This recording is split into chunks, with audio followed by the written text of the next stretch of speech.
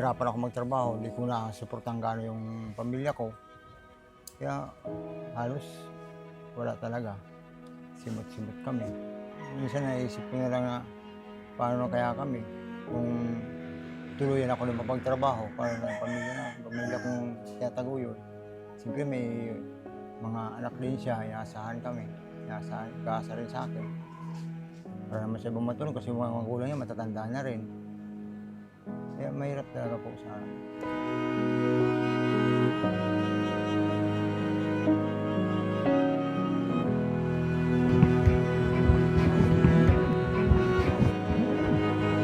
Isang ama na labis hinahangaan. Sa pagmamahal niya ay nakasalalay pati ang kinabukasan. Ngunit paano na lang kung siya naman ang mga ilangan ng sandalan? Kaninong kamay ang kanyang kakapitan?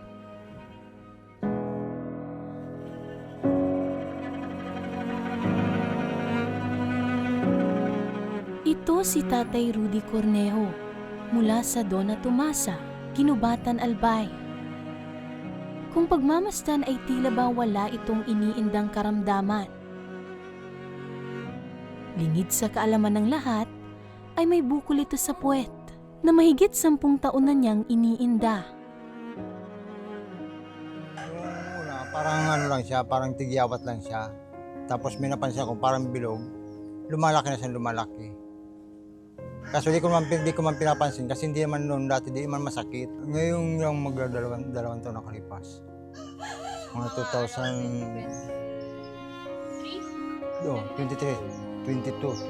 mga 22. So, ano 2022, gaano na siya kalaki? Medyo malaki na siya, kasing laki na siya ng 2 piso. Yung pisong malaki. Ganun siya kalaki. Masakit na ba siya na? Medyo, pero hindi naman siya talagang masakit na gusto. Kaso nung lumaki na talaga, yung parang namumula na siya, parang puputok siya ko. Yun, masakit na talaga siya gusto. Pero ang parang yun nga po, sa tigyawat na infection daw po. Nung muna pang check-up. Kasi dahil po doon sa alikabok na nakukuha ko.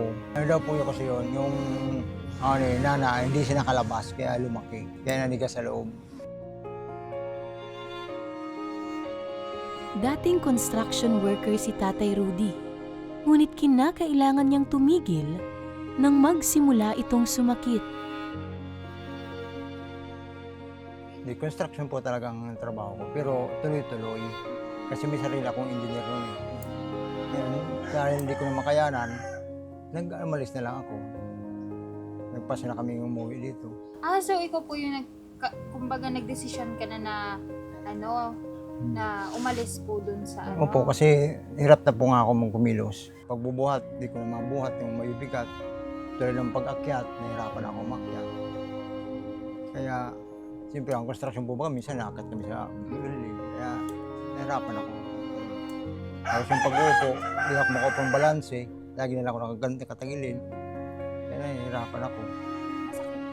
Masakit siya man pag naiipon.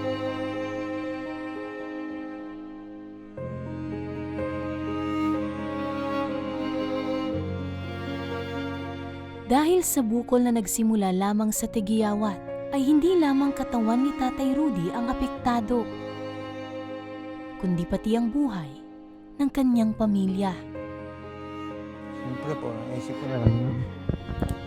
Gumawa na lang kami ng paraan, diskarte na lang kung paano kami mabuhay sa araw-araw. At kung ano matutulong ko, yun na lang gagawa ko sa asawa ko.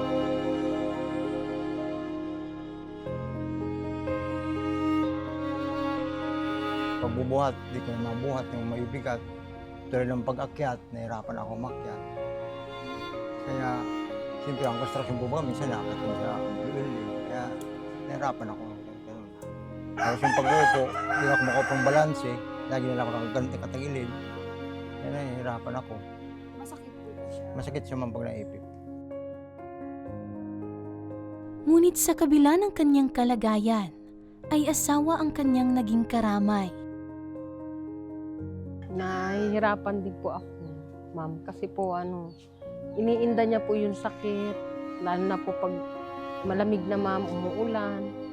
nahapdian daw po siya, masakit daw po ang kanyang nararamdaman. Tapos pag lalo na po nakikita kong tumatagilid na po siya, doon po ako naaawa sa kanya, ma'am. Dahil yung nararamdaman niya po, mas nararamdaman ko po yung, lalo yung naiisip ko kung ano po yun, ano po ba talaga yung napakabigat na yun. Minsan, umabot din po na walang paninda, walang ganyan, ma'am. Nagdadasal din po ako, ma'am. Tapos po, nung pagdadasal na yun, ma'am, syempre po, binibigay na lang po siguro ni Lord yung sagot na kahirapan. Tapos po, bigla na lang po may darating na ganyan. Nasusolve po yung problema. Malaki rin po siguro yung ano ko po sa Panginoon na siguro yung hiling ko po na ituloy pa rin po yung pagpapagamot sa kanya, ma'am. Isa po yun naman, napakalaking bagay po sa amin, ma'am, na binibigyan po kami ng kasagutan na nandyan din po kayo. Siguro po yung instrumento rin po na gabayan kami, ma'am, ng Ako Bicol Party List po. Naniniwala si Cristina na diskarte at pananampalataya sa Diyos ang kanyang armas laban sa pagsubok na kanilang hinaharap. Hinihiling ko po talaga, ma'am, na kung paano po matulungan yung asawa ko. Dahil wala naman po ako isa rin maibigay na pampahospital sa kanya. Po, minsan, ano po, diskarte lang po talaga, ma'am, lahat. Wala po kayong Opo. sariling cellphone? Tapos po, minsan po, ang ginagawa ko rin po, ma'am, ano po, nakikitawag po ako. Tapos, minsan, pumupunta po ako dun sa, yung kakilala ko po na extra po ako maglinis ng bahay, ma'am. Ginagawa ko rin po yun. Para pag uwi ko, meron na po ako pera, meron na po ako maibigay sa pamilya ko, ma'am. Ganun lang po ang ginagawa kong diskarte, ma'am. Minsan wala akong may tulong po na pambiling gamot na antibiotic. Nahirapan ako, ma'am. Kung paano mabigyan po siya ng pambili.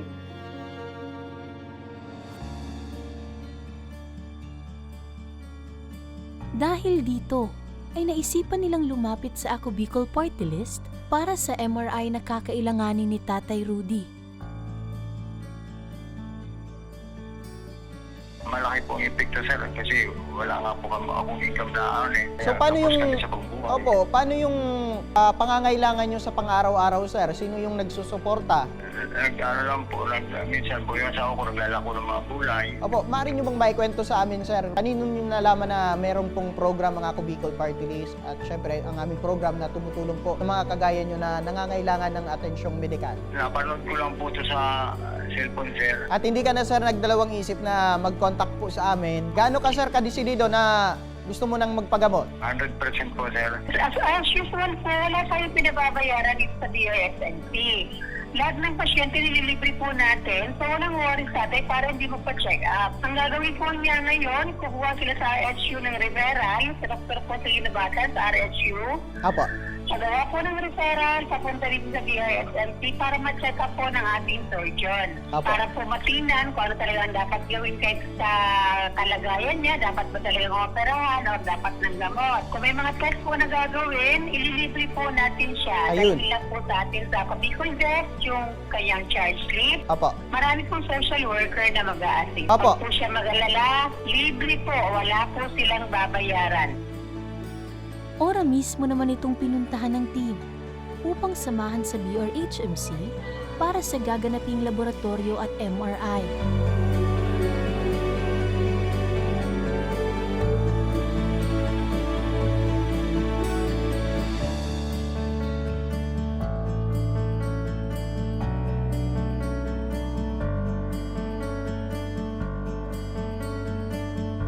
Maraming salamat po sa tabang ora mismo.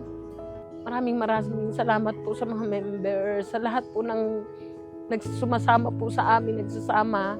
Mas malaking pagpapasalamat po dahil po isa po silang instrumental na ginagabayan po kami ng Diyos na nagbibigay po ng tulong sa amin. Maraming salamat po sa Ako Bicol Party List. Patunay lamang na walang kahit na anong sakit ang makakapigil sa kanilang pagmamahalan. Katuwang sa kasiyahan, katuwang sa kahirapan.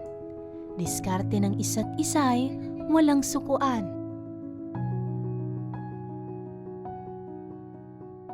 Ang Ako Bicol Party List, ang inyong kanlungan.